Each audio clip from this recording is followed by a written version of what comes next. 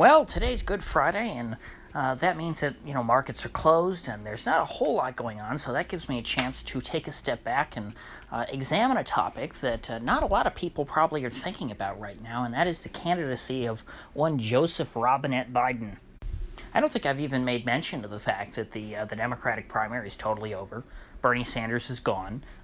He went out with a whimper, just like in 2016. He's not distancing himself from Biden in the way that you would think that some kind of socialist revolutionary would. He's certainly come out to be a team player, and frankly, I don't think it's done much to help Biden at all. It's infuriated Bernie's people. The average, the median Bernie voter, of course, would not really be someone who would like Joe Biden. And Biden hasn't really done much to bring them in. I mean, he's still himself. I mean, at age 77, you're not going to see a leopard changing his stripes. It frankly looks to be, like he's doing everything he can just to hold himself together and get through this election. He can barely hang on, just doing his old same shtick that he's always done. Being the average politician that he has been for his entire life. Because I think it's pretty much clear to everybody. This is something that even Trump is talking about now openly, that his mental faculties are no longer there, and that they're slipping away pretty quickly. It's sad to watch. It's not something that you want to joke about. I've had family members who have struggled with dementia. It's not the most graceful thing in the world to witness. But it's something that you can manage with and give people a pass and just learn to deal with it. That they're going to be forgetful, and sometimes they'll repeat themselves a lot, or they won't be able to quite find the words that they're looking for. But in this case, I mean, the guy's running for president. There's no way to just sort of let this thing go. Let it be water under the bridge.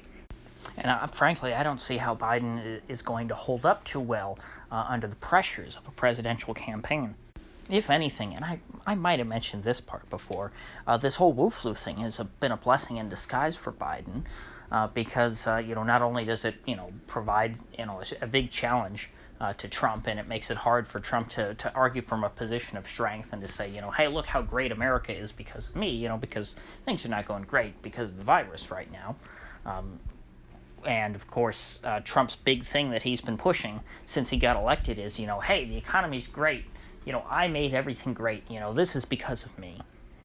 And, you can't really make that narrative right now. He would have to do some maneuvering, and I think it's possible certainly for Trump to maneuver around this sort of a thing. But it gives Biden an opening. And also, just the fact with all this going on, it makes it easier for Biden to kind of fly under the radar. It makes it easier for him, of course, not to do live campaign events, which he struggles with if somebody asks him a question. He seems like he can mostly get through delivering a prepared speech. But even then, if he looks away from his notes for too long, his mind starts to wander, and then he gets lost. And so because of all this social distancing stuff, the less live events that he does with people, the better. I think that, moving forward, if he can, just start cranking out these prepared, well-edited, slick videos that make him look good and competent and all there, I think that could do a lot to help his image.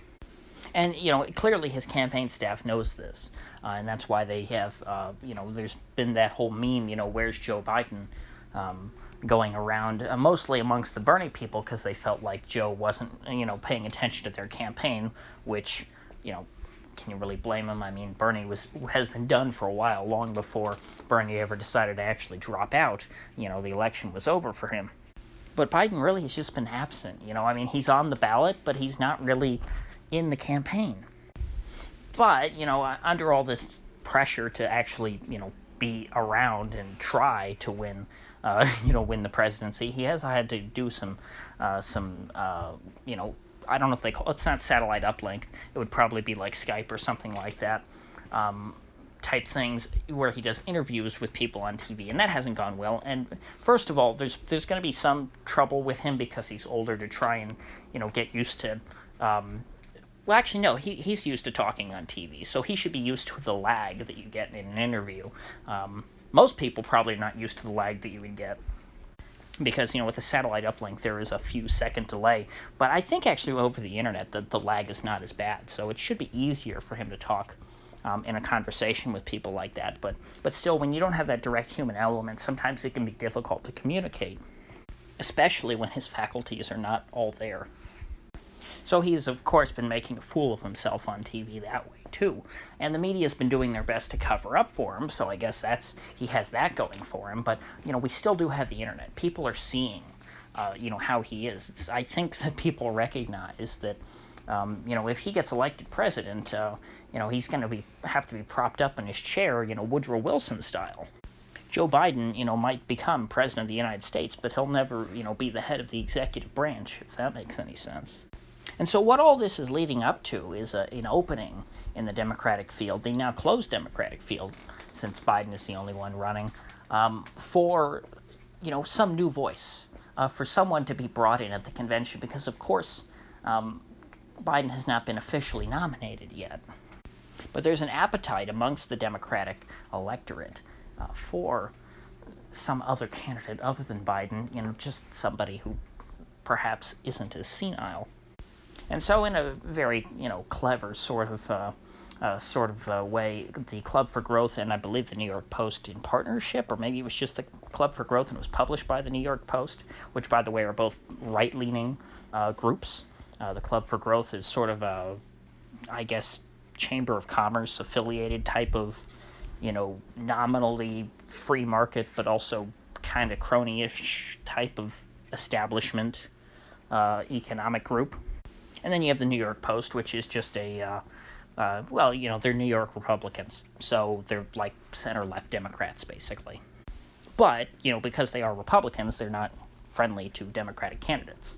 And so they did a poll saying of Democratic voters, asking, if you had the choice between Joe Biden and Andrew Cuomo, who's been doing, in the eyes of many people, a very good job handling the Wu flu situation, who'd you go for? And by a large margin, I believe 53%, people chose Cuomo over Biden. Actually, it wasn't 53. I believe it was 56%, 56 to 44. And so if this, poll is, scientifically valid, and if you do more of them like it, and it turns out that there actually is this significant appetite for a candidate who is not Joe Biden, that leaves open the opportunity that perhaps, because of health reasons, maybe even they could say he has the Wu flu, Joe Biden could step aside and the convention could nominate an entirely different candidate who didn't even run, as undemocratic as that would be. But nobody ever really accused the Democratic Party of being democratic, especially after 2016. And so, with this whole Wu flu crisis going on, the real dichotomy in this country politically, the two big figures right now in the midst of this crisis is Andrew Cuomo and Donald Trump. So it would be very appropriate for them to run Cuomo against Trump. Of course, Cuomo could very well campaign since he actually has to deal with the Wu flu crisis, which I don't think will be over anytime soon. But this is certainly something to think about. And, while I think it's unlikely, I don't think that, Democrats by any means have ruled out the possibility that they may have to nominate somebody other than Joe Biden at this point. But who knows? I don't think that they're that desperate to win the presidency this time around. I think they probably, for the most part, would rather save the trouble and just, let Trump go ahead, with another 4 years, or even take their chances with Joe on the off chance that he actually is able to pull through, because, Joe Biden could, get elected, and then his first month in office, William Henry Harrison style, step aside, or, in Harrison's case, die, but hopefully not die, maybe just step aside for health reasons, obvious health reasons, and then, the vice president could take over. And by the way, here's a to that end, a scenario for you. The DNC picks the vice president anyway. I mean, sure, that you could say that the president, the presidential candidate has a significant sway over who his VP is, but, the party insiders pick the VP. That's something that's always been done. We don't have a VP election. And so what the Democrats could do is slip, whoever they think would be a better candidate in for the VP. Essentially, the VP goes out and campaigns a lot, more so than they usually would. And then if they win, Joe Biden steps aside. That VP that the DNC handpicked becomes the president. And that could be Andrew Cuomo. I think that even with all of this going on, the idea that, they run Andrew Cuomo as vice president is not at all unrealistic. I think that would be a very fair compromise. And, it'd be a great way to capitalize on all of the, positive reception that he's gotten over these past, month or so. So that's about all I have to say on that matter for now. If you get anything of value out of this video, I'd appreciate you clicking that like button and sharing this video. And if you haven't already, please do subscribe, because I do upload every day and I'd hate to have you miss one. So I'll see you folks back here tomorrow.